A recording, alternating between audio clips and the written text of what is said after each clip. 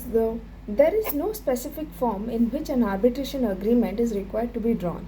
The arbitration agreement may be a single document containing all the terms signed by both the parties, or it can comprise of two documents, one containing all the terms signed by one party and the other one a plain acceptance by the other party of the first document, or it can be unsigned document containing the terms of which both parties agree either orally or by a separate acceptance.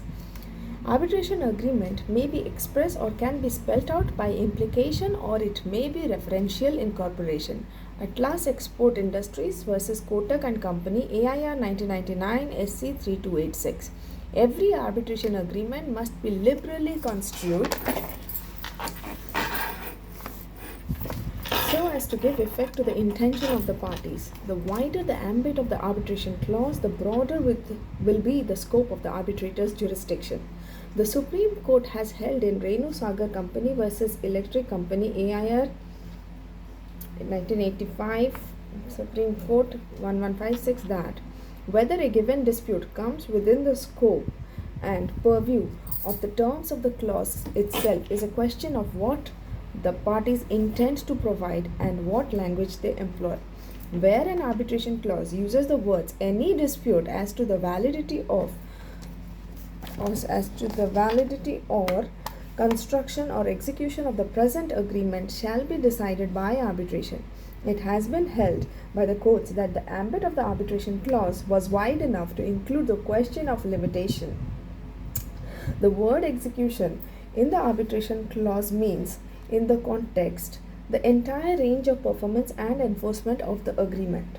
An arbitration agreement will be binding not only on the parties to the agreement but also on those claiming under them and on the lawful assignees of the parties.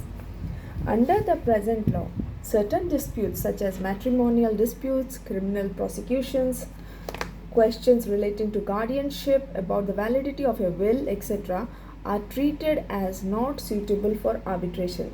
Subject to this qualification, Section 7, Clause 1 of the Act makes it permissible to enter into an arbitration agreement in respect of a defined legal relationship, whether contractual or not. Under the old law, it is not clear whether an arbitrator can decide questions about the validity of the arbitration agreement itself or about the existence and validity of the arbitration clause proper. The new law expressly recognizes that the arbitrator will have such a power to commence or continue the arbitral proceedings, though the objecting party can obtain a ruling of the court at the appropriate time. The objection of a party to the jurisdiction of the arbitrator must be raised not later than the submissions of its statement of defense on the substance of the dispute. That is Section 8 Clause 1 and 8 Clause 3. Okay, discuss the procedure for the appointment of arbitrators. The Indian law does not lay down any specific qualifications for arbitrators. Every person who is of age and of sound mind can be appointed as an arbitrator. Section 10 of the Act leaves it to the parties to determine the number of arbitrators, subject to the condition that such number shall not be an even number. In case the parties fail to determine the number of arbitrators, the arbitral tribunal shall consist of a sole arbitrator. It is clear that an arbitration agreement specifying an even number of arbitrators cannot be a ground to render the arbitration agreement invalid under the 1996 Act. MMTC Limited versus Sterlite Industries India Limited, AIR 1997, Supreme Court 605. Section 11 of the Act deals with appointment of arbitrators. According to this section, parties can agree to any procedure for appointment of arbitrators, but provisions have been made to ensure timely appointments as under. The parties may agree to a procedure of appointment of arbitrators, otherwise the following procedure shall apply.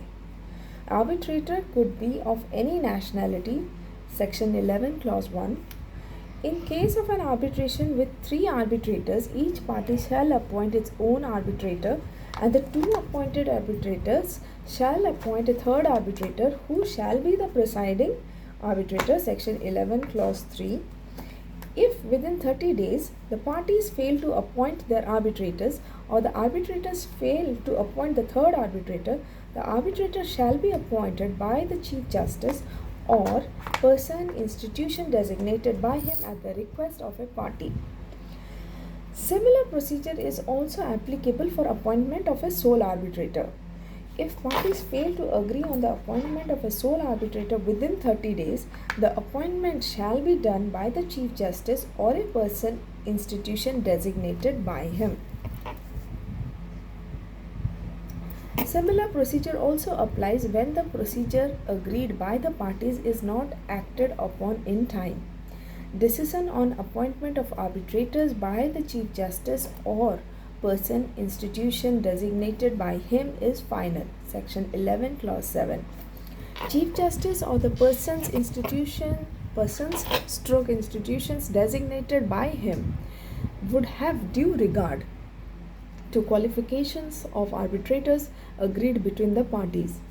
In Konkan Railway versus Rani Construction Private Limited 2002 case, Supreme Court decision, page 388, 5 judges bench of Supreme Court has held that the only function of the Chief Justice or its designates under section 11 is to fill the gap left by a party to the arbitration agreement or by the two arbitrators appointed by the parties and nominate an arbitrator.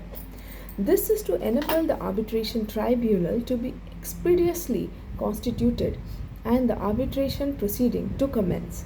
The function has been left to the Chief Justice or his designate, admittedly, with a view to ensure that the nomination of the arbitrator is made by a high judicial office or his designate, who would take due care to see that a competent, independent and impartial arbitrator is nominated.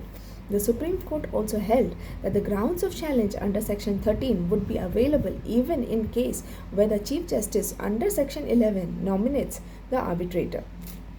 It was further held that there would be no impediment in contending before the arbitral tribunal that it has been wrongly constituted even in case where the Chief Justice makes the nomination.